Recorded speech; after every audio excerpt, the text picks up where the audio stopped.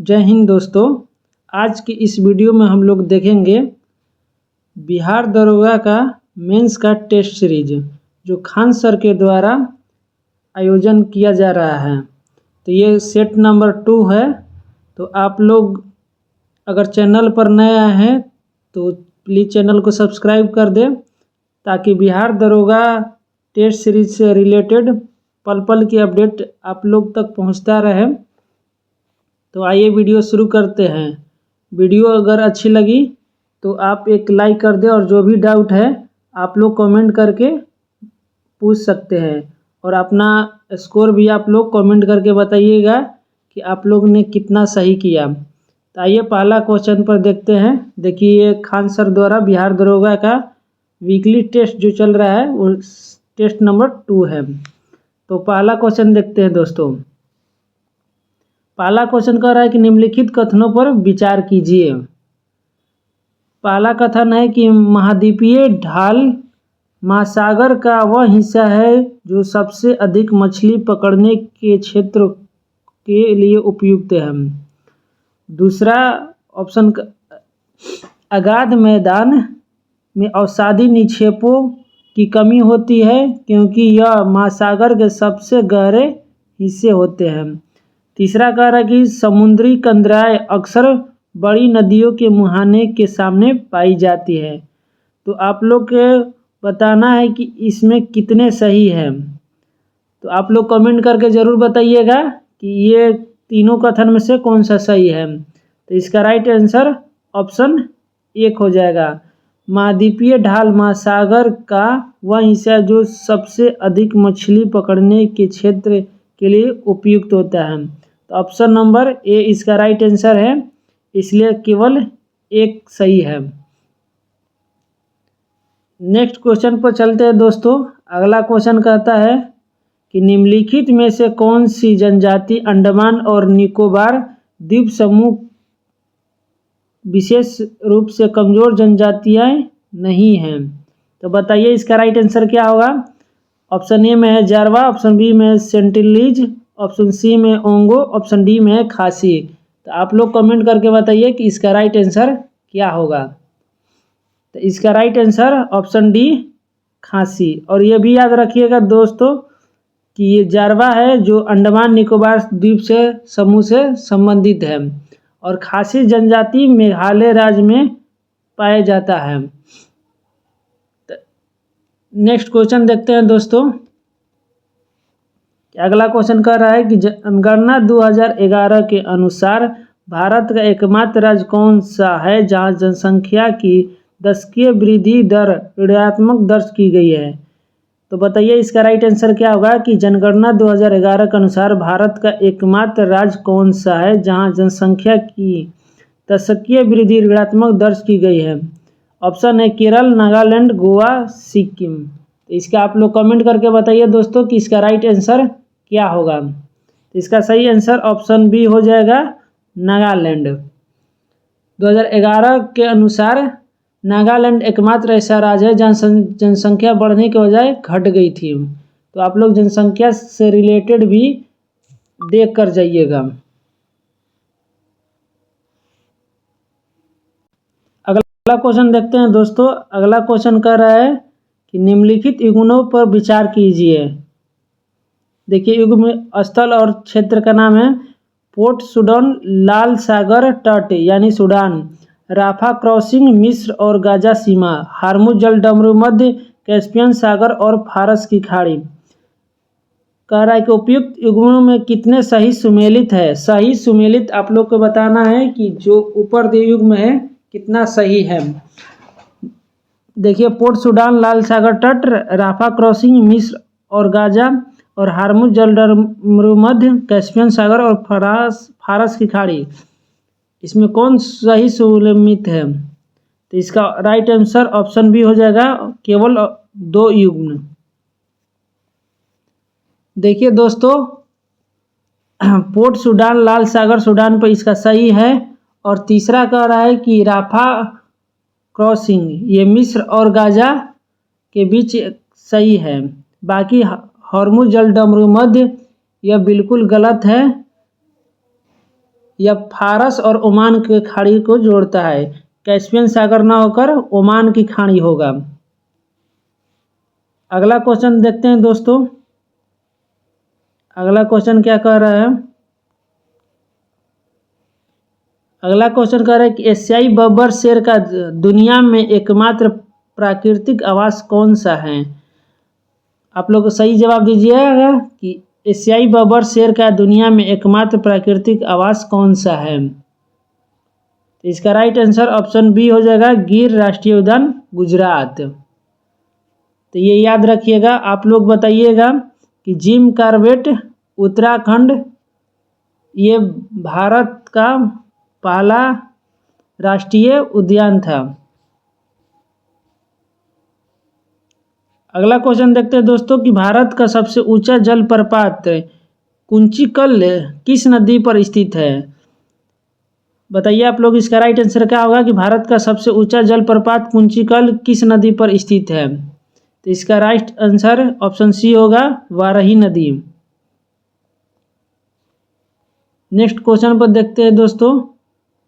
अगला क्वेश्चन कह रहा है कि भारत में समुद्री नदियों और उनके संगम स्थल पर विचार कीजिए। आपको बताना है कि कौन सही है, कितने सही सुमेलित है। देवप्रयाग, भागीरथी और अलकनंदा, रुद्रप्रयाग, मंदाकिनी और अलकनंदा, विष्णुप्रयाग, धौली गंगा और अलकनंदा। कह रहा है कि उपयुक्त युग्म में कितने सही सुमेलित है? सही सुमेलित वाला बताना है। तो इसका राइट आंसर ऑप्शन सी हो जाएगा, सभी तीनों सही सुमेलित है। भागीरथी और अलकनंदा नदी के संगम को देवप्रयाग कहते हैं। मंदाकिनी और अलकनंदा नदी के संगम को रुद्रप्रयाग कहते हैं। धौली गंगा और अलकनंदा नदी के संगम को विष्णुप्रयाग कहते हैं। आप लोग कमेंट करके बताइएगा कि कर्णप्रयाग किन दो नदियों का संगम होता है। नेक्स्ट क्वेश्चन देखिए दोस्तों कि भारी वर्षा और उच्च तापमान वाले क्षेत्रों में निशाचलन की प्रक्रिया से किस मिट्टी का निर्माण होता है? तो बताइए इसका राइट आंसर क्या होगा? तो इसका राइट आंसर ऑप्शन सी होगा, लेटेराइट मिट्टी का। नेक्स्ट वन क्वेश्चन पर चलते हैं दोस्तों। भारत में महत्वपूर्ण खनिजों के संदर्भ में निम्नलिखित कथनों पर विचार कीजिए। हाल ही में लिथियम के भंडार जम्मू कश्मीर और राजस्थान में पाए गए। दूसरा कह रहा है कि भारत अपनी कोबाल्ट और निकेल की 100% ज़रूरतों की लिए आयात पर निर्भर है। तीसरा कह रहा है कि खनिज विदेश इंडिया लिमिटेड का उद्देश्य विदेशों से महत्वपूर्ण खनिजों की खनन संपत्ति का अधिग्रहण करना है। बताना है कि इसमें कितने सही है। तो इसका आप लोग राइट आंसर बताइए कि इसमें कितना सही है। इसका राइट आंसर ऑप्शन सी होगा, तीनों सही हैं। हाल ही में लिथियम के भंडार जम्मू कश्मीर और राजस्थान में पाए गए, ये सही है। भारत अपनी कोबाल्ट और निकेल की 100% ज़रूरत के लिए आयात पर निर्भर है, ये भी सही है। और खनिज विदेश इंडिया लिमिटेड का उद्देश्य विदेशों में महत्वपूर्ण खनिजों की खनन संपत्तियों का अधिग्रहण करना, ये भी सही है। अगला क्वेश्चन देखते हैं दोस्तों, 10 नंबर बायोलॉजी से है। बताइएगा कि यौनारंभ से संबंधित परिवर्तन के लिए उत्तरदायी हार्मोन कौन सा युग्म है? तो बताइए कौन सा युग्म होगा? इसका राइट आंसर ऑप्शन सी हो जाएगा, नर में टेस्टोस्टेरोन और मादा में एस्ट्रोजन। तो अगर आप लोग चाहते हैं कि दोस्तों कि हम इसका पूरा एनालिसिस करें तो आप लोग कमेंट करके ज़रूर बताइएगा। नेक्स्ट वीडियो से हम पूरा ऑप्शन का एनालिसिस करते जाएंगे। अगला क्वेश्चन देखते हैं दोस्तों, 11 नंबर अभिकथन वाला है कि विभिन्नताएं किसी स्पीशीज की उत्तरजीविता बनाए रखने में उपयोगी है। कारण कह रहा है कि यदि किसी समविष्ट के निकेत में उग्र परिवर्तन जैसे ताप बढ़ना आते हैं तो समूल विनाश से बचने के लिए कुछ विभिन्नता वाले जीवों के जीवित रहने की संभावना होती है। जैसे कि आप लोग ने प्री में देखा था कि ऐसे ही अभिकथन और कारण वाला ऑप्शन आता था। तो ये सब बहुत इम्पोर्टेंट है, आप इसको ध्यान से पढ़ के आंसर दीजिए। तो इसका राइट आंसर ऑप्शन ए होगा, ए और आर दोनों सही है और आर ई की सही व्याख्या है। नेक्स्ट क्वेश्चन चलते हैं दोस्तों 12 नंबर कि पारितंत्र में ऊर्जा और पदार्थ जैसे कार्बन नाइट्रोजन के प्रवाह में वह मौलिक अंतर क्या है। तो बताइए इसका राइट आंसर क्या होगा, कौन सा मौलिक अंतर है। तो इसका सही आंसर ऑप्शन सी हो जाएगा कि ऊर्जा का प्रवाह एक दिशिक होता है जबकि पदार्थ का प्रवाह चक्रीय होता है। नेक्स्ट ऑन क्वेश्चन पर चलते हैं दोस्तों कि निम्नलिखित कथनों पर विचार कीजिए। भारतीय संविधान में समाजवाद को सभी प्रकार के शोषण, सामाजिक, आर्थिक एवं राजनीतिक से मुक्ति के रूप में परिभाषित किया गया है। उच्चतम न्यायालय के अनुसार समाजवाद के आज से आय, परिस्थिति और जीवन के स्तर में असमानता को दूर करना तथा श्रमजीवी लोगों को शिष्ट करने जीवन स्तर प्राप्त।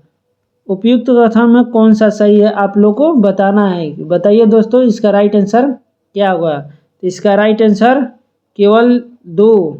उच्चतम न्यायालय के अनुसार समाजवाद से आज से आय, परिस्थिति और जीवन के स्तर में असमानता को दूर करना तथा श्रमजीवी लोगों को शिष्ट जीवन स्तर प्राप्त, ये सही है, बाकी पहला गलत है। नेक्स्ट वन क्वेश्चन देखते हैं 14 नंबर दोस्तों। देखिए इसमें बहुत ज़्यादा कथन और सत्य असत्य से पूछा गया है, तो आप लोग इसका जवाब देते चलिएगा। कुछ राज्यों के हेतु विशेष उपबंध के संबंध में निम्नलिखित कथनों पर विचार कीजिए। विचार करना है। संविधान के भाग 21 में अनुच्छेद 171 से 171 जे तक 12 राज्यों के बारे में विशेष प्रावधान है। दूसरा कह रहा है कि अनुच्छेद 371 ए में नागालैंड के विशेष प्रावधान से संबंधित है। तीसरा कह रहा है कि 1975 के 36वें संविधान अधिनियम ने असम को भारतीय संघ का पूर्ण राज्य का दर्जा दिया। तो बताइए इसका राइट आंसर क्या होगा दोस्तों। तो इसका राइट आंसर ऑप्शन ए होगा। 1 और 2 सही है, बाकी 3 गलत है। देखिए सत्य क्वेश्चन बताना था कि संविधान के भाग 21 में अनुच्छेद 371 से जो संबंधित है वो 371 जे तक 12 राज्यों के बारे में विशेष प्रावधान के बारे में चर्चा किया गया है। जैसे कि नागालैंड है उसी में, तो नागालैंड 371 का ए में है। उसके बाद आपका मेघालय हो जाएगा, मिजोरम हो जाएगा। 371 का बी में आपका असम हो जाएगा। 371 का सी में मणिपुर हो जाएगा।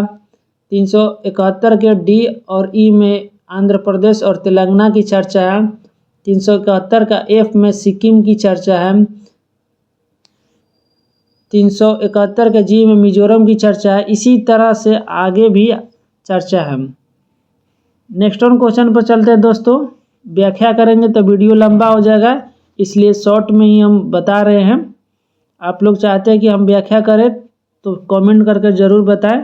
अगला वीडियो से हम जरूर व्याख्या सहित बताएंगे। 15 नंबर क्वेश्चन कर रहा है कि निम्नलिखित में कौन सी समितियां पंचायती राज संस्थाओं से संबंधित है। तो बताइए इसमें से कौन सा समिति है जो पंचायती राज से संबंधित है। पहला है सादिक अली समिति, दूसरा बलवंत राय मेहता समिति, तीसरा है एल.एम. सिंघवी समिति और चौथा है अशोक मेहता समिति, पांचवा है जी.एल. व्यास समिति। तो बताइए इसका राइट आंसर क्या होगा दोस्तों। तो इसका राइट आंसर ऑप्शन डी हो जाएगा। इनमें से सभी आपका पंचायत राज संबंधित है। आप लोग तो बलवंत राय मेहता और अशोक मेहता के बारे में ही जानते ही होंगे कि त्रिस्तरीय किनका प्रस्ताव था। तो बलवंत राय मेहता समिति का और 2 स्तरीय अशोक मेहता समिति का। नेक्स्ट वन क्वेश्चन पर चलते हैं दोस्तों कि 16 नंबर का रहा है कि निम्नलिखित में से किस अनुच्छेद में 103वां संविधान संशोधन अधिनियम 2019 को जोड़ा गया है। तो बताइए इसका राइट आंसर क्या होगा। तो इसका राइट आंसर ऑप्शन सी हो जाएगा दोस्तों। अनुच्छेद 15 के सब क्लाउज 6 में। तो याद रखिएगा कि 103वां संविधान संशोधन अधिनियम 2019 को अनुच्छेद 15 के 6 में जोड़ा गया है। अगला क्वेश्चन देखते हैं दोस्तों कि भारत के नीति निर्देशक सिद्धांत का ऐसा चेक है जो बैंक की सुविधा अनुसार अदा किया जाता है, यह कथन किसका है? बताइए इसका आप लोग सही आंसर क्या होगा कि राज्य के नीति निर्देशक सिद्धांत एक ऐसा चेक है जो बैंक के सुविधा अनुसार अदा किया जाता है, यह कथन केटी शाह के है। तो आप लोग ये ध्यान रखिएगा, केटी शाह और के मुंशी में कंफ्यूज हो जाता है। इसका राइट आंसर केटी शाह होगा। आप लोग बताइएगा कि जन्म भारत प्रस्तावना को भारत का जन्म कुंडली किसने कहा था? नेक्स्ट वन क्वेश्चन पर चलते हैं दोस्तों कि केंद्र तथा राज्यों के मध्य शक्तियों के वितरण के लिए भारत का संविधान 3 सूचियों को प्रस्तुत करता है। निम्न में से कौन से 2 अनुच्छेद शक्तियों के वितरण को विनियमित करता है? बताइए कौन सा अनुच्छेद होगा जो केंद्र और राज्यों के मध्य शक्तियों को वितरण करता है? तो इसका राइट आंसर ऑप्शन सी होगा, अनुच्छेद 245 तथा 246। आप लोग बताइएगा कि अनुसूची किस अनुसूची में आपका ये केंद्र राज्य से संबंध की चर्चा किया गया है?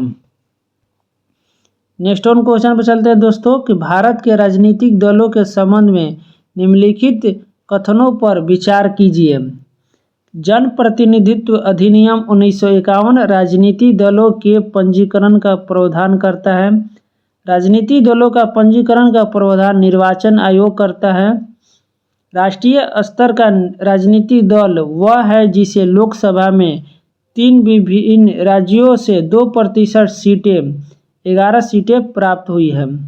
बताइए कि भारत के राजनीतिक दलों के संबंध में कौन सा कथन सही है? तो आप लोग इसका जवाब दीजिए कि कौन सा कथन सही होगा। इसका राइट आंसर ऑप्शन डी होगा, 1, 2 और 3 तीनों सही है। जनप्रतिनिधि अधिनियम 1951 राजनीतिक दलों के पंजीकरण का प्रावधान करता है, ये सही है। राजनीतिक दलों का पंजीकरण का प्रावधान निर्वाचन आयोग करता है, ये भी सही है। राष्ट्रीय स्तर का राजनीतिक दल वह है जिसे लोकसभा में 3 विभिन्न राज्यों में 2% सीट प्राप्त हुई, ये भी सही है आपका। अगला क्वेश्चन देखते हैं, क्वेश्चन नंबर 20। संविधान के भाग 8 अनुसूची में सम्मिलित भाषाओं में निम्नलिखित में से कौन सी भाषा बोलने वाली सर्वाधिक लोग हैं? तो बताइए इसका राइट आंसर क्या होगा। तो इसका राइट आंसर ऑप्शन बी हो जाएगा, बंगाली। आप लोग बताइएगा कि वर्तमान में अनुसूची 8 में कितनी भाषाएं है। अगला क्वेश्चन देखिए, क्वेश्चन नंबर 21। सूची 1 को सूची 2 से सम्मिलित करना है। मौलिक अधिकार किस भाग में है? मौलिक कर्तव्य किस भाग में है? संघ आपात उपबंध। तो बताइए इसका राइट आंसर क्या होगा। देखिए मौलिक अधिकार भाग 3 में है, मौलिक कर्तव्य भाग 4 के ए में है, संघ आपका भाग 5 में है, आपात उपबंध भाग 3 में है। तो इसका देखिए राइट आंसर 2, 1, 4, 3, इसलिए ऑप्शन ए हो जाएगा। आप लोग कम से कम भाग याद रखिएगा, बहुत इम्पोर्टेंट है।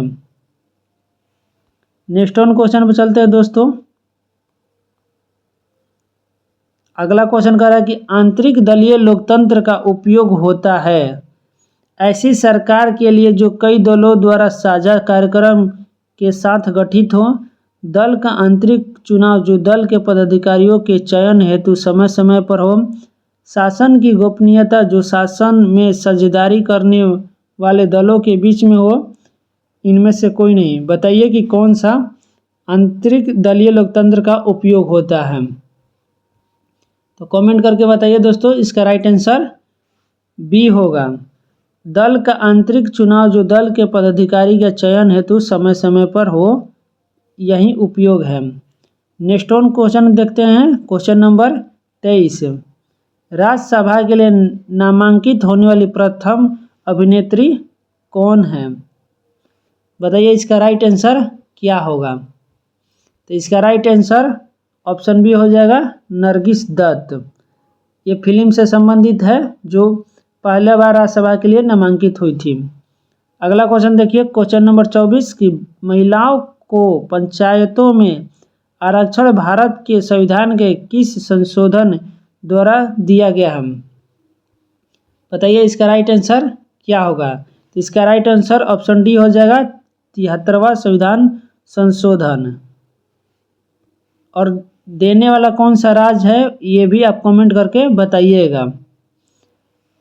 क्वेश्चन नंबर 25 देखिए कि दर्शन शास्त्र के संदर्भ में गलत सुमेलित युग्म को चुनना है।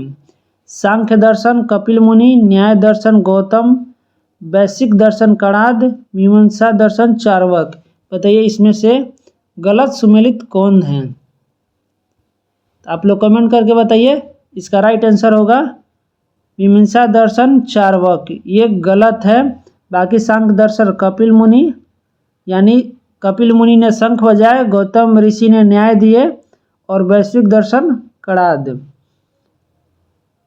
और मीमांसा दर्शन का आपका महर्षि जैमिनी होगा, चार्वाक नहीं होगा। नेक्स्ट वन क्वेश्चन देखिए दोस्तों, क्वेश्चन नंबर 26 कह रहा है कि आजीवक संप्रदाय के संदर्भ में कौन सा कथन सही है। इसके संस्थापक मैखली गोसाल थे। यह संप्रदाय नियतिवाद में विश्वास करता था। तो बताइए इसका राइट आंसर क्या होगा दोस्तों। देखिए यहाँ सही बताना है। इसका राइट आंसर ऑप्शन सी होगा। 1 और 2 दोनों सही है। आजीवक संप्रदाय के संस्थापक मैखली गोसाल थे और यह संप्रदाय नीतिवाद में विश्वास भी करता था। अगला क्वेश्चन देखिए दोस्तों 27 नंबर, मौर्य काल में एग्रोनोमी नामक अधिकारी का संबंध किससे था। बताइए इसका राइट आंसर क्या होगा कि एग्रोनोमी नामक अधिकारी का संबंध किसके था मौर्य काल में। इसका राइट आंसर ऑप्शन डी होगा सड़कों का निर्माण और रख रखाव से संबंधित था। एग्रोनोमी आप लोग याद रखिएगा। और बताइएगा कि मौर्य काल में कौन सा यूनानी राजदूत भारत आया था। अगला क्वेश्चन देखिए 28 नंबर, अकबर द्वारा स्थापित इबादत खाना का मूल उद्देश्य क्या था।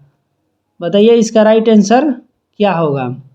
तो इसका राइट आंसर होगा विभिन्न धर्मों के विद्वानों के साथ दार्शनिक चर्चा करना। इसलिए ऑप्शन बी इसका राइट आंसर होगा।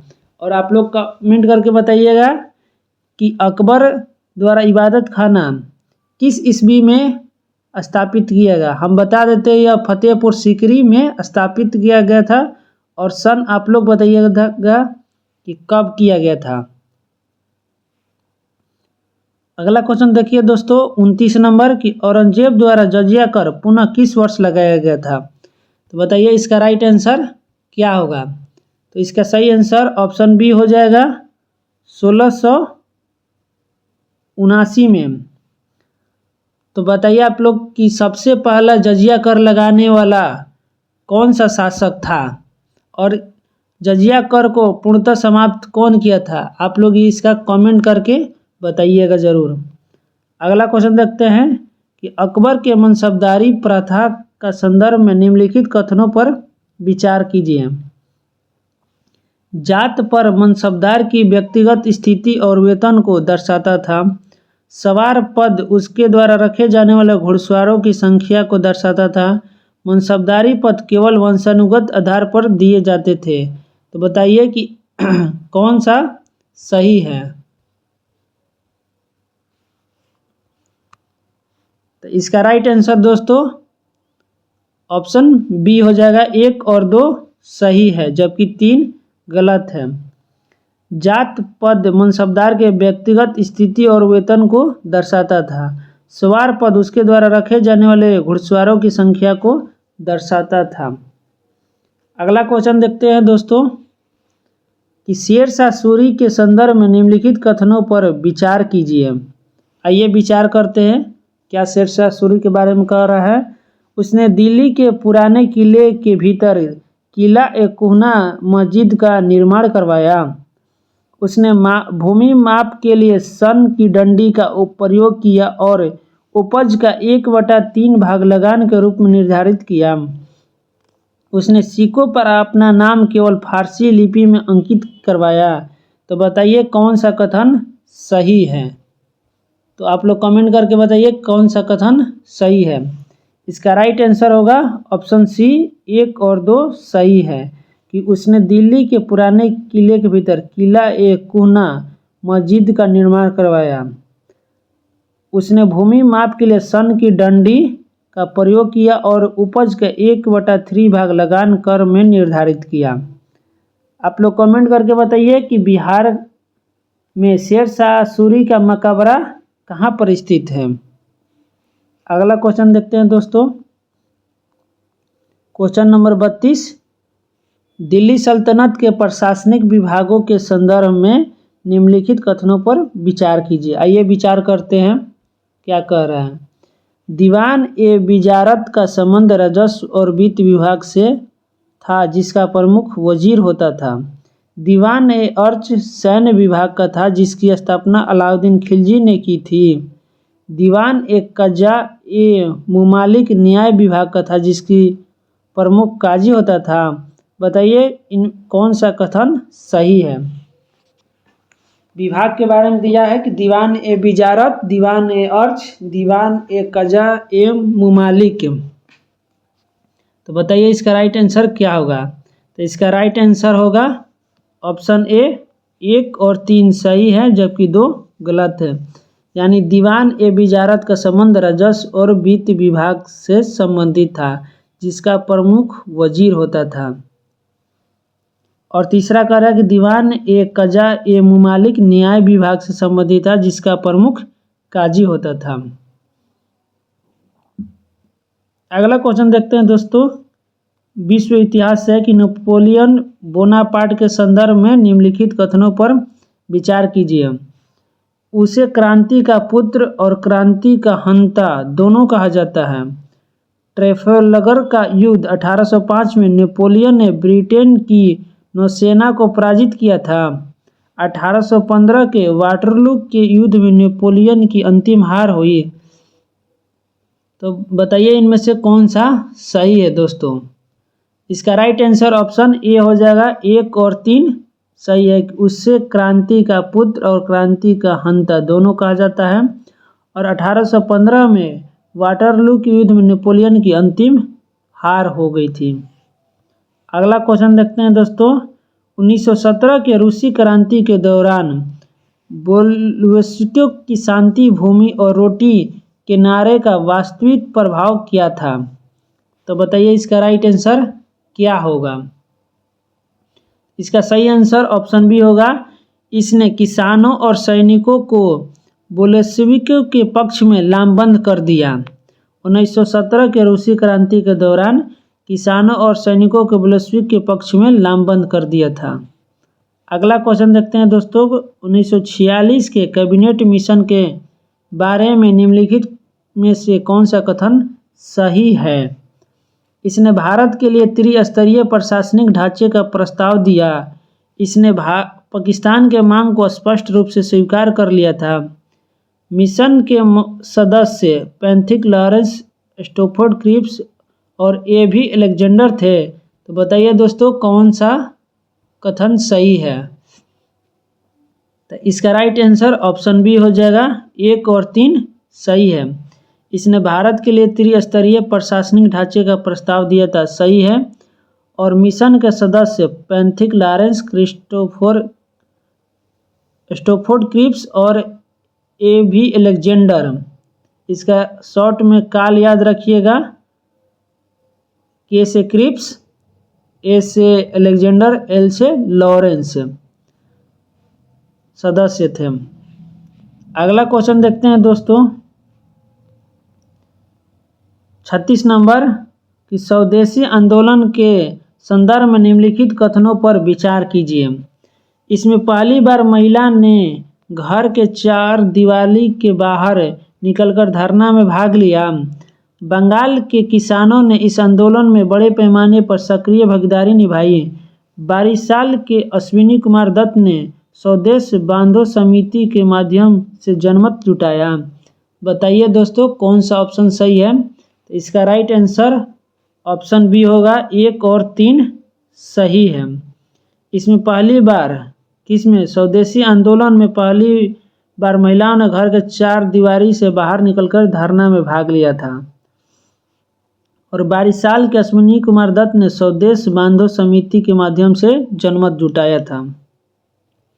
अगला क्वेश्चन देखते हैं, कथन और निष्कर्ष से है। कह रहा है कि 1928 की नेहरू रिपोर्ट ने भारत के लिए पूर्ण स्वराज की मांग की थी। सुभाष चंद्र बोस और जवाहरलाल नेहरू ने डोमिनियन स्टेट के विचार का विरोध किया था। बताइए कौन सा कथन सही है। कमेंट करके बताइए कि कौन सा कथन दोस्तों सही है। तो इसका राइट आंसर ऑप्शन सी हो जाएगा, ए गलत है पर आर सही है। सुभाष चंद्र बोस और जवाहरलाल नेहरू ने डोमिनियन स्टेट के विचार का विरोध किया था, सही है। और नेहरू रिपोर्ट ने भारत के लिए पूर्ण स्वराज की मांग की थी, ये गलत है। अगला क्वेश्चन देखते हैं दोस्तों। क्वेश्चन कह रहा है कि लॉर्ड डलहौजी के व्यक्तिगत सिद्धांत या डॉक्ट्रिन ऑफ लैप्स के तहत राज्यों के विलय का सही क्रम सजाना है कि पहले कौन सा व्यक्तिगत सिद्धांत का शिकार हुआ था। तो बताइए इसका राइट आंसर क्या हुआ था। तो आइए देखते हैं। सतारा आपका 1848 में हुआ। फिर उसके बाद आपका जैतपुर और संबलपुर 1849 में। फिर उसके बाद बघाट 1850 में।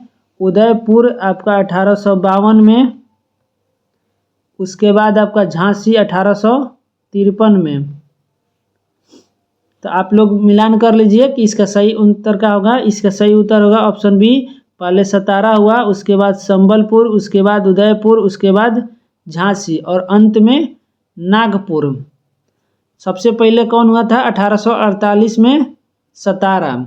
और उस समय का गवर्नर जनरल कौन था, लॉर्ड डलहौजी।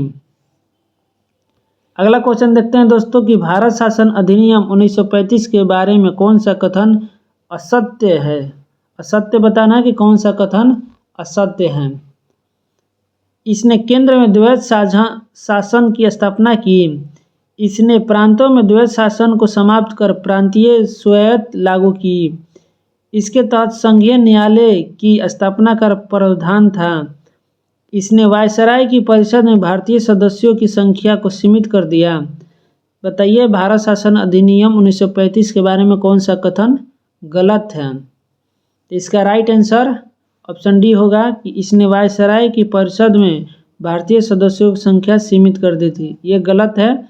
बाकी केंद्र में द्वैध शासन स्थापना की सही है। 1935 के अधिनियम के अनुसार इसने प्रांतों में द्वैध शासन को समाप्त कर प्रांतीय स्वायत्त लागू किया, सही है।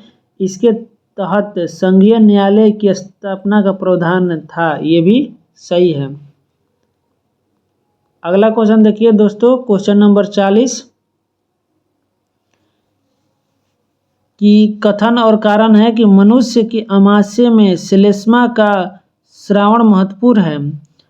कारण कह रहा है कि श्लेष्मा सामान्य परिस्थितियों में अमाशय की आंतरिक अस्तर हाइड्रोक्लोरिक अम्ल से रक्षा करता है। तो बताइए कौन सा ऑप्शन सही होगा। ऑप्शन इसका राइट आंसर ऑप्शन ए होगा, ए और आर दोनों सही है। मनुष्य के अमाशय में श्लेष्मा यानी म्यूकस का श्रावण महत्वपूर्ण है, क्योंकि श्लेष्मा एसियल अम्ल से अमाशय की परत को सुरक्षा प्रदान करता है। अगला क्वेश्चन देखते हैं दोस्तों, क्वेश्चन नंबर 41 कि स्वतंत्रता के पूर्व भारतीय अर्थव्यवस्था के संदर्भ में निम्नलिखित कथनों पर विचार करें। देखिए कथन कह रहा है कि ब्रिटिश शासन के तहत भारत में भारी मिशनरी क्षेत्र में एक मजबूत विनिर्माण आधार था। कथन कह रहा है दूसरा कि ब्रिटिश औपनिवेशिक नीतियों का मुख्य उद्देश्य भारत के ब्रिटेन के आधुनिक औद्योगिक आधार के लिए कच्चे माल का आपूर्तिकर्ता बनाना था। बताइए कि इसका राइट आंसर क्या होगा। तो इसका राइट आंसर ऑप्शन डी हो जाएगा दोस्तों, कथन 1 गलत है और कथन 2 सही है। ब्रिटिश शासन के तहत भारत में भारी मशीनरी क्षेत्र एक मजबूत विनिर्माण आधार था, गलत है। ब्रिटिश औपनिवेशिक नीतियों का मुख्य उद्देश्य भारत के ब्रिटेन के आधुनिक औद्योगिक आधार के लिए कच्चे माल का पूर्तिकर्ता बनाना था, सही है। अगला कथन पर देखिए, अगला क्वेश्चन पर देखते हैं कि कथन ये कह रहा है कि प्राथमिक आंकड़े पहली बार किसी विशिष्ट उद्देश्य के लिए स्वयं अन्वेषक द्वारा एकत्र किए जाते हैं। कथन दूसरा कह रहा है कि यदि कोई शोधकर्ता अपनी गणना के लिए भारत की जनगणना के आंकड़ों का उपयोग करता है तो वह उसके लिए द्वितीय आंकड़े कहलाते हैं। बताइए कौन सा कथन सही है। तो आप लोग कमेंट करके बताइए कौन सा कथन सही है इसका। तो इसका राइट आंसर ऑप्शन सी हो जाएगा, 1 और 2 दोनों सही है। अगला क्वेश्चन देखते हैं दोस्तों। अगला क्वेश्चन कह रहा है कि वैश्वीकरण से विदेशी कंपनियों का प्रवेश बढ़ा है। कारण आर कह रहा है कि व्यापार प्रतिबंध में कमी से अंतर्राष्ट्रीय व्यापार आसान हुआ है। बताइए कौन सा कथन सही है। तो इसका राइट आंसर ऑप्शन ए होगा, ए और आर दोनों सही है।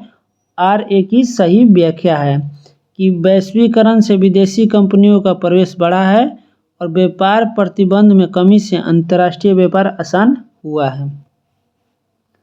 अगला क्वेश्चन देखिए, 44 नंबर कह रहा है कि यूनेस्को शांति पुरस्कार का नाम क्या है। बताइए इसका राइट आंसर क्या होगा। तो इसका राइट आंसर दोस्तों ऑप्शन सी हो जाएगा कि फेलिक्स होफवेट-बाइगिन पीस प्राइज। यूनेस्को शांति पुरस्कार का नाम फेलिक्स होफवेट-बाइगिन पीस प्राइज होगा। अगला क्वेश्चन देखिए, 45 नंबर क्वेश्चन कह रहा है कि भूमि सुधार मुख्य रूप से किससे संबंधित है। बताइए इसका राइट आंसर क्या होगा। इसका राइट आंसर ऑप्शन डी होगा, जमींदारी प्रथा की उन्मूलन से संबंधित है। अगला क्वेश्चन बताइए 46 नंबर कि निम्नलिखित में बिहार के किन व्यक्तियों को भारत रत्न प्रदान नहीं किया गया। देखिए इसमें नहीं किया गया पूछा है बिस्मिल्लाह खान, श्री कृष्ण सिंह, डॉक्टर सच्चिदानंद सिंह और कर्पूरी ठाकुर। बताइए इसका राइट आंसर क्या होगा। इसका राइट आंसर ऑप्शन बी होगा, केवल 2 और 3, यानी श्री कृष्ण सिंह और सच्चिदानंद सिन्हा को भारत रत्न नहीं मिला है, बाकी बिस्मिल्लाह खां और कर्पूरी ठाकुर को भारत रत्न प्रदान किया गया है। हाल ही फिलहाल में कर्पूरी ठाकुर को भारत रत्न दिया गया था। बताइए किस वर्ष दिया गया था। अगला क्वेश्चन देखिए दोस्तों कि पटना उच्च न्यायालय की पहली महिला मुख्य न्यायाधीश कौन थी। बताइए इसका राइट आंसर क्या होगा। बिहार जीके से संबंधित है कि पटना उच्च न्यायालय की प्रथम महिला मुख्य न्यायाधीश कौन थी। तो इसका राइट आंसर ऑप्शन बी होगा, रेखा मनोहर लाल दोषित। आप लोग ये फैक्ट याद रखिएगा दोस्तों।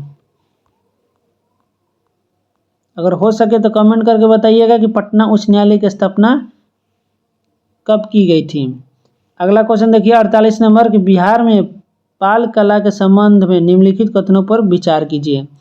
पाल कला की मूर्तियां मुख्य रूप से काल बेसाल्टी पत्थर और कांचों से बनी थी। यह कला शैली हिंदू धर्म से प्रेरित थी जिसमें भगवान शिव और विष्णु की मूर्तियों की प्रधानता थी। धीमन और उनके पुत्र बिठपाल इस कला के प्रसिद्ध कांस्य मूर्तिकार थे। पाल शैली की चित्रकला में तांत्रिक कला का प्रभाव स्पष्ट रूप से देखा जा सकता है। बताइए इसका राइट आंसर क्या होगा। तो इसका सही आंसर ऑप्शन बी होगा, 1, 3 और 4 तीनों वो सही है। पाल कला का मूर्तियां मुख्य रूप से काली बेसाल्टी पत्थर और कांसे की से बनी थी, सही है। धीमन और उनके पुत्र बिठपाल इस कला के प्रसिद्ध कांस्य मूर्तिकार थे, सही है। पाल शैली के चित्रकला में तांत्रिक कला का प्रभाव स्पष्ट रूप से देखा जा सकता है, ये भी सही है। लेकिन ऑप्शन बी गलत है, यह हिंदू धर्म से प्रेरित नहीं थी। अगला बताना है क्वेश्चन नंबर 49 देखते हैं दोस्तों कि सत्य का पहचान करना है कौन सा सत्य है? बाण सागर परियोजना सोन नदी, मंडल डैम परियोजना उत्तरी कोयल नदी, डगमारा जल विद्युत परियोजना कोसी नदी। उपयुक्त सभी विकल्प सही है, बताइए इसका राइट आंसर क्या होगा? तो इसका राइट आंसर ऑप्शन डी होगा, सभी विकल्प सही है। बाण सागर परियोजना सोन नदी पे है, मंडल डैम परियोजना उत्तरी कोयल नदी पे है और डगमारा जल विद्युत परियोजना कोसी नदी पर है। अगला क्वेश्चन देखिए, क्वेश्चन नंबर 50 कह रहा है कि निम्नलिखित में असत्य विकल्प का चयन करें कि न्यूनतम जनसंख्या घनत्व वाला जिला कैमूर, बिहार में नगरीकृत जनसंख्या का प्रतिशत 11.3%, न्यूनतम लिंगानुपात वाला जिला पूर्णिया, सर्वाधिक दशकीय जनसंख्या वृद्धि मधेपुरा। कौन सा कथन असत्य बताना है? तो आप लोग बताइए कि इसका राइट आंसर क्या होगा? इसका सही आंसर होगा ऑप्शन सी, न्यूनतम लिंगानुपात वाला जिला पूर्णिया नहीं है बल्कि ये मुंगेर है, और दूसरे नंबर पर भागलपुर और तीसरे नंबर पर खगड़िया है। जबकि सबसे कम साक्षर आपका पूर्णिया होगा और सबसे साक्षर जिला आपका रोहतास हो जाएगा। सबसे न्यूनतम जनसंख्या घनत्व वाला जिला कैमूर और सबसे अधिक जनसंख्या घनत्व वाला जिला आपका पटना हो जाएगा। सर्वाधिक दशकीय वृद्धि मधेपुरा सही है आपका, और सबसे कम जनसंख्या घनत्व वाला आपका कैमूर हो जाएगा। सबसे ज़्यादा जनसंख्या पटना जिला का है और सबसे न्यूनतम शेखपुरा जिला का है। सबसे लिंगानुपात गोपालगंज का है और सबसे कम मुंगेर जिला का है। सबसे साक्षर राज्य आपका रोहतास हो जाएगा और सबसे कम पूर्णिया है।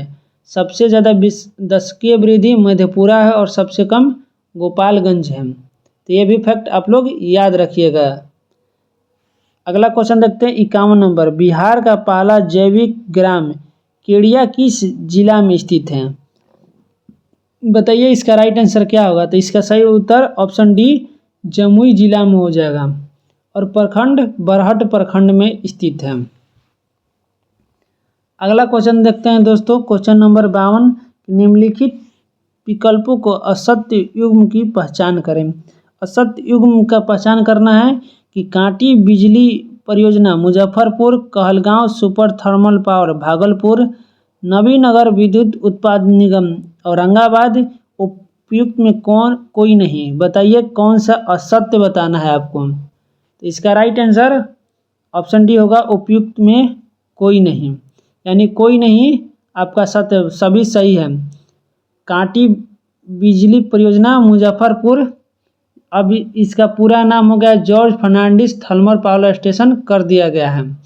कहलगांव आपका भागलपुर में स्थित है, जो बिहार में एनटीपीसी का सबसे पुराना और प्रमुख सुपर थर्मल पावर स्टेशन है। और नबीनगर या औरंगाबाद जिला में स्थित है।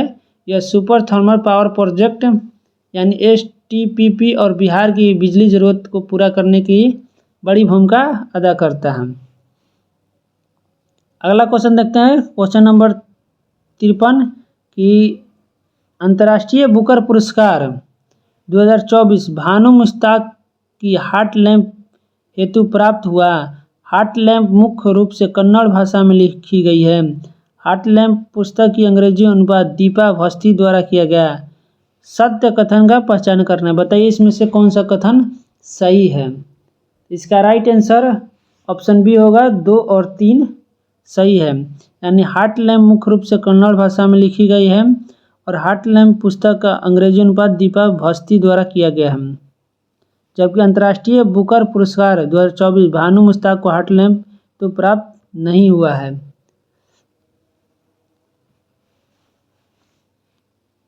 अगला क्वेश्चन देखते हैं दोस्तों, क्वेश्चन नंबर 54 कि राष्ट्रीय पंचायत पुरस्कार 2025 का मुख्य आयोजन बिहार के किस जिले में हुआ? बताइए इसका राइट आंसर क्या होगा? तो इसका राइट आंसर ऑप्शन ए होगा, मधुबनी जिला। 55 नंबर क्वेश्चन देखते हैं, सही विकल्प का चयन करना है कि our living constitution Shashi Tharoor, in pursuit of democracy Najma Heptulla, beyond the court room Fali S Nariman, उपयुक्त सभी विकल्प सही है, बताइए कि कौन सा विकल्प सही है। तो इसका राइट आंसर ऑप्शन डी होगा। Our living constitution Shashi Tharoor सही है। In pursuit of democracy Najma Heptulla सही है। Beyond the court room Fali S Nariman ये भी सही है। अगला क्वेश्चन देखिए 56 नंबर क्वेश्चन देखते हैं दोस्तों कि जीविका कार्यक्रम का मुख्य उद्देश्य क्या है, बताइए इसका राइट आंसर क्या होगा। इसका राइट आंसर ऑप्शन बी होगा ग्रामीण गरीबी को कम करना और आजीविका बढ़ाना। नेक्स्ट वन क्वेश्चन देखते हैं 57 नंबर कि पहलगाम आतंकी हमला किस तिथि को हुआ, बताइए इसका राइट आंसर क्या होगा। इसका सही उत्तर ऑप्शन बी हो जाएगा 22 अप्रैल 2025 को। अगला क्वेश्चन देखते हैं दोस्तों, क्वेश्चन मिलान करना से नृत्य और राज्य से संबंधित है, तो बताइए इसका राइट आंसर क्या होगा। देखिए लाई हरोबा ये मिजोरम से संबंधित है, कड़गम ये तमिलनाडु, तोदुक फाट ये सिक्किम से संबंधित है और चेराव मणिपुर से, इसलिए इसका राइट आंसर ऑप्शन सी हो जाएगा। अगला क्वेश्चन देखते हैं दोस्तों, चंद्रमा तल पर सफलतापूर्वक उतरने वाला पहला अंतरिक्ष यान कौन सा था, बताइए इसका राइट आंसर क्या होगा। इसका राइट आंसर ऑप्शन बी हो जाएगा लूना 9, याद रखिएगा फैक्ट ये दोस्तों। अगला क्वेश्चन देखते हैं क्वेश्चन नंबर 60, निम्नलिखित में कौन संयुक्त राष्ट्र संघ की मान्यता प्राप्त भाषा नहीं है, बताइए कौन सा संघ का द्वारा मान्यता प्राप्त भाषा नहीं है। तो इसका राइट आंसर ऑप्शन बी हो जाएगा जर्मन नहीं है, बाकी फ्रेंच रूसी अरबी है और 6 कुल भाषा है जिसमें रूसी अरबी और फ्रेंच इसमें दिया है। अगला है अंग्रेजी, स्पेनिश और चीनी, ये भी याद रखिएगा। अगला कह रहा है कि 61 नंबर की नाटो का पूर्ण रूप क्या है, आप लोग बहुत सुने होंगे नाटो, जो यूक्रेन और रूस से संबंधित सुनने में आ रहा था। तो इसका राइट आंसर होगा option D North Atlantic Treaty Organization, याद रखिएगा नाटो का North Atlantic Treaty Organization. Next one question देखते हैं दोस्तों कि अगला कह रहा है कि जन औषधि दिवस किस तारीख को मनाई जाती है, तो इसका राइट आंसर ऑप्शन ए होगा 7 मार्च। 8 मार्च को आपको अंतर्राष्ट्रीय महिला दिवस माना जाता है, ये भी याद रखिएगा दोस्तों। 10 मार्च का CISF स्थापना दिवस मनाया जाता है और 15 मार्च को विश्व उपभोक्ता अधिकार दिवस मनाया जाता है, जिसका है जागो ग्राहक जागो। अगला क्वेश्चन देखते हैं दोस्तों क्वेश्चन नंबर 63 कि हीरे का अपवर्तनांक 2.42 है, इस कथन का तकनीकी अर्थ क्या है, बताइए इसका राइट आंसर क्या होगा। ये आपका बिहार दरोगा प्री में भी क्वेश्चन आया था 18 तारीख का फर्स्ट शिफ्ट में, तो बताइए इसका राइट आंसर क्या होगा। इसका सही आंसर होगा ऑप्शन सी प्रकाश की चाल निर्वात में हीरे की अपेक्षा 2.42 गुना अधिक है। कह रहा कि हीरे का अपवर्तनांक 2.42, इस कथन का अर्थ हुआ कि प्रकाश की चाल निर्वात में हीरे के अपेक्षा 2.42 गुना अधिक है। अगला क्वेश्चन देखते हैं दोस्तों कि मानव नेत्र के भागों और उनके कार्यों में सुमेलन कीजिए, बताइए कि मानव नेत्र के भाग और कार्य दिया हुआ है, सूची 1 और सूची 2 से मिलान करना है, बताइए इसका राइट आंसर क्या होगा। आइए देखते हैं परितारिका यानी आइरिस, तो इसका होगा नेत्र में प्रवेश करने वाले प्रकाश की मात्रा को नियंत्रित करता है, यानी ए का फर्स्ट होगा। फिर कह रहा है कि दृष्टि पटल यानी रेटिना, तो इसका होगा प्रकाश के संवेदित कर विद्युत संकेत उत्पन्न करता है, यानी बी का 2 हो जाएगा। तीसरा कह रहा है कि पक्षाभि यानी सिलेरी मसल्स अभिनेत्र लेंस की फोकस दूरी समायोजित करता है, सी का 3 होगा।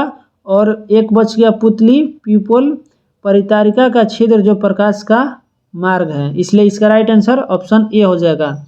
आप लोग कार्य याद रखिएगा। अगला क्वेश्चन देखते हैं 65 नंबर कह रहा है कि विद्युत धारा और परिपथ के संदर्भ में निम्नलिखित कथनों पर विचार कीजिए, विद्युत धारा के इकाई समय में किसी विशेष क्षेत्र से प्रवाहित होने वाले आवेश के परिमाण के रूप में व्यक्त किया जाता है। दूसरा कह रहा है कि परिपथ में इलेक्ट्रॉनों के प्रवाह की दिशा को ही विद्युत धारा की दिशा माना जाता है। तीसरा कह रहा है कि 1 एम्पीयर विद्युत धारा की रचना प्रति सेकंड 1 कूलम्ब आवेश के प्रवाह से होता है। तो बताइए कौन सा कथन सत्य है। आप लोग को सत्य कथन बताना है। इसका राइट आंसर ऑप्शन बी होगा 1 और 3, यानी विद्युत धारा को इकाई समय में किसी विशेष क्षेत्र से प्रवाहित होने वाले आवेश के परिमाण के रूप में व्यक्त किया जाता है, सही है। और 1 एम्पीयर बराबर 1 कूलम्ब बटा 1 सेकेंड सही है। बाकी परिपथ में इलेक्ट्रॉन का प्रवाह की दिशा विद्युत धारा की दिशा माना जाता है, गलत है।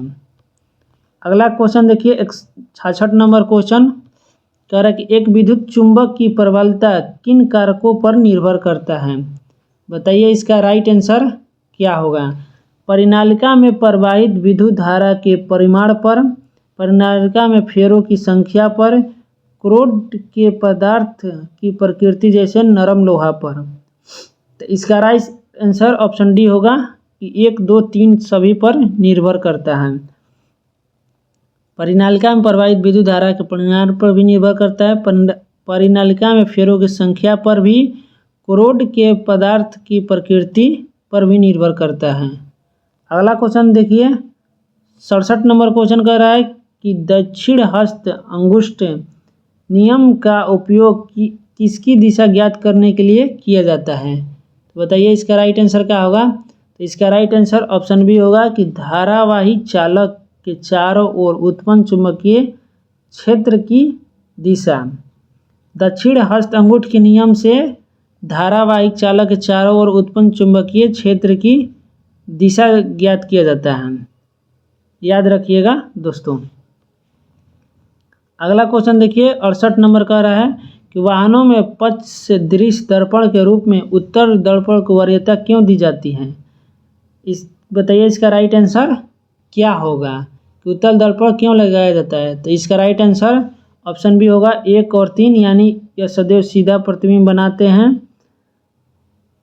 और इनका दृष्टि क्षेत्र बहुत अधिक होता है क्योंकि ये बाहर की ओर वक्रित होते हैं। जैसे आप बाइक चलाते होंगे तो देखते होंगे कि दूर से भी वस्तु को एकदम छोटा करके दिखाई दे देता है, इसलिए इसका राइट आंसर ऑप्शन बी होगा। अगला क्वेश्चन देखते हैं दोस्तों। अभी कथन है कि मैग्नीशियम रिबन का दहन करते समय इसे चमकदार श्वेत लौ के साथ जलता हुआ देखा जाता है। कारण है कि यह वायु में उपस्थित नाइट्रोजन के साथ अपक्रिया करके मैग्नीशियम नाइट्रेट बनाता है। बताइए कौन सा कथन सही है। तो इसका राइट आंसर होगा ऑप्शन सी, ए सही है परंतु आर गलत है।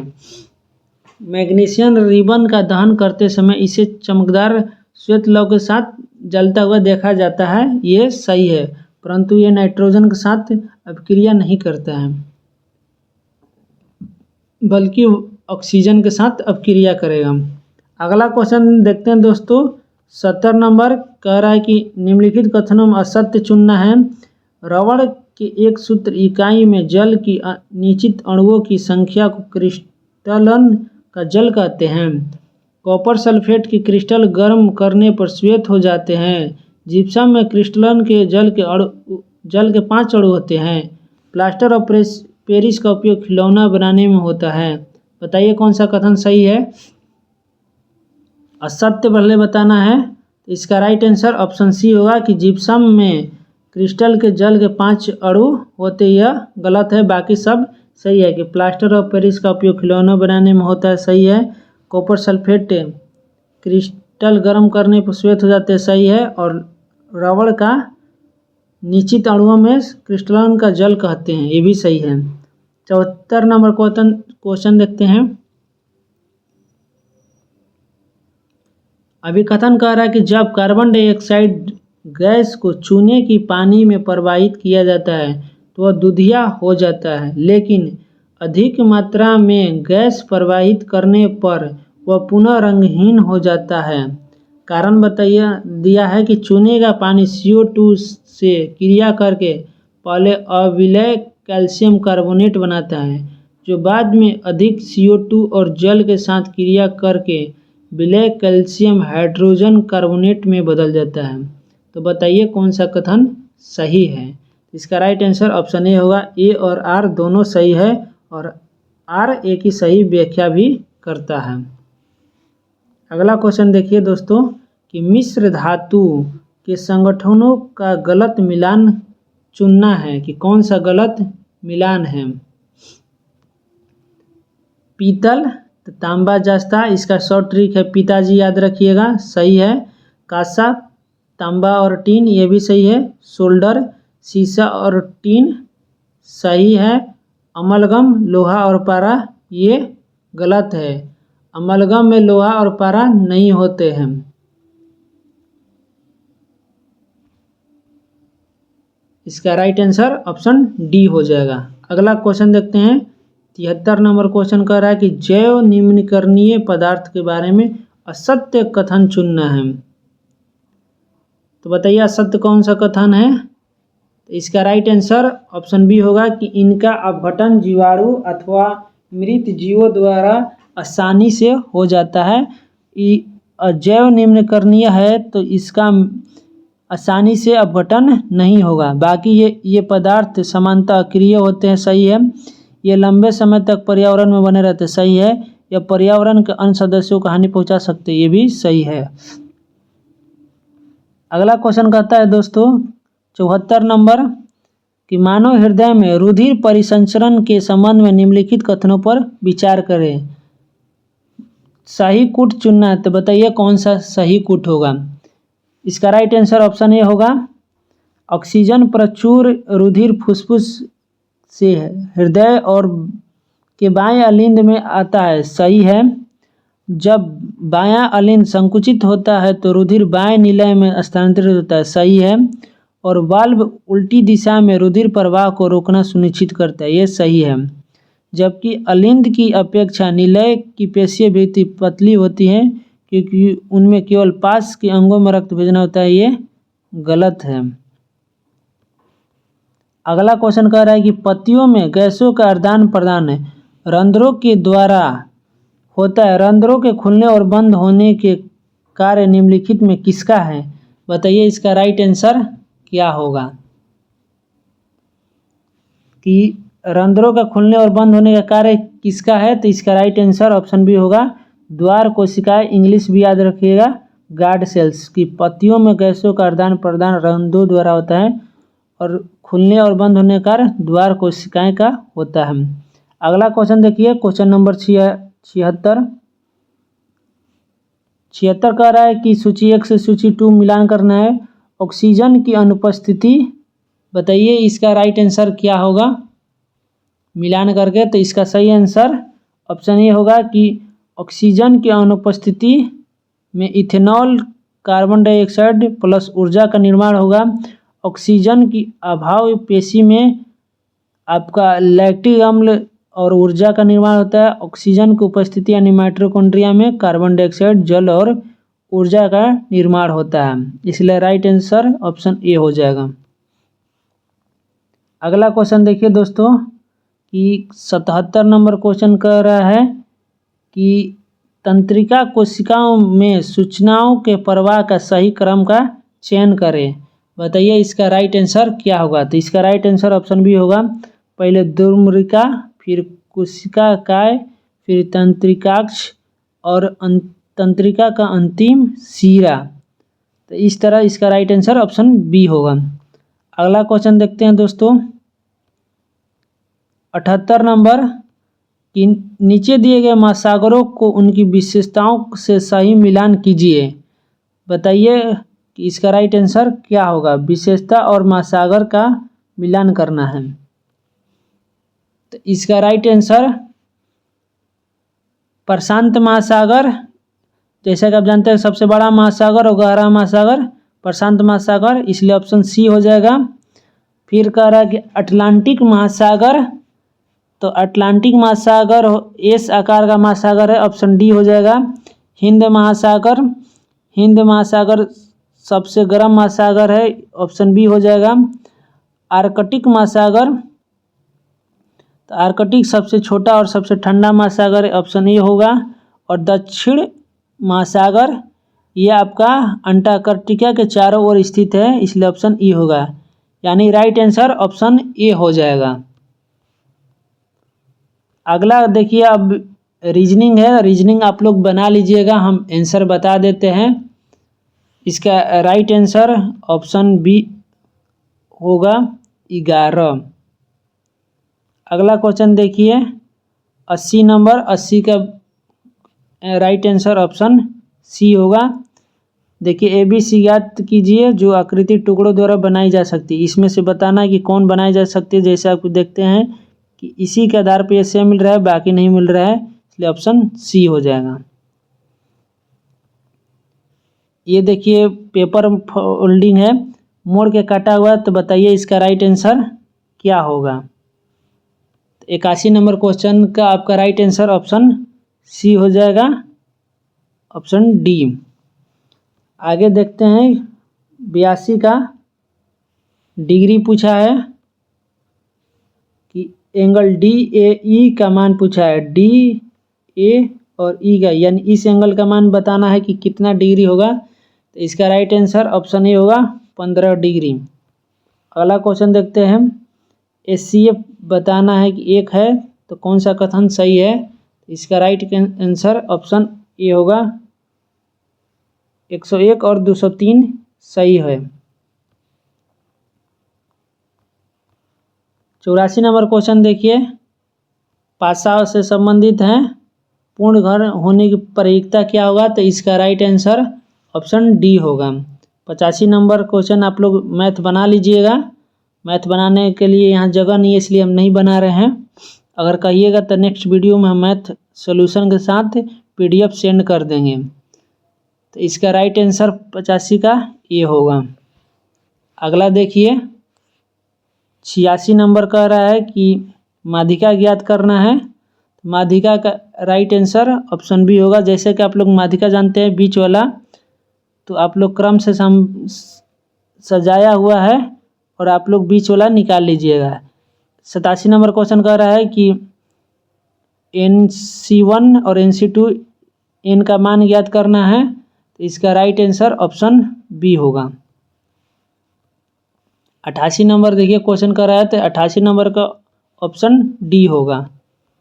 अगला क्वेश्चन देखिए 89 नंबर, माध्य और माध्यिका से संबंधित है और बहुलक से, तो इसका राइट आंसर ऑप्शन डी हो जाएगा। 90 नंबर क्वेश्चन आपका साइन यानी त्रिकोणमिति से संबंधित है, इसका राइट आंसर ऑप्शन सी होगा। नेक्स्ट वन क्वेश्चन देखिए 91 नंबर, CISI से है, तो इसका राइट आंसर आपका ऑप्शन बी होगा। 92 का ऑप्शन सी होगा। 93 का देखिए,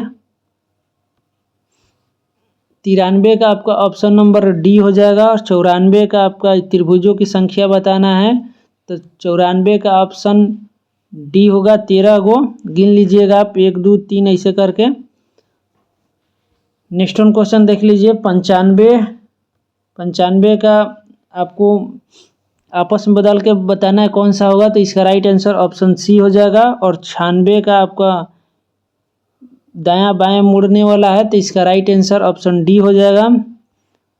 97 देखिए, 97 का आंसर होगा, 97 का आंसर बी हो जाएगा। 98 का ऑप्शन सी होगा। 99 का ऑप्शन बी होगा और 100 का ऑप्शन बी होगा। तो इस तरह आपका खान सर के द्वारा चलाया जा रहा है बिहार दरोगा मेंस का सेट नंबर 2 हम ख़त्म होगा। बाकी आप लोग को वीडियो कैसी लगी आप लोग कमेंट करके ज़रूर बताएं। और प्लीज़ नए आए हैं तो चैनल को सब्सक्राइब कर दें, क्योंकि बिहार दरोगा से रिलेटेड पल पल के अपडेट आप तक जाते रहे। और बेल आइकन को भी ऑन कर देता। मिलते हैं नेक्स्ट वीडियो में, तब तक के लिए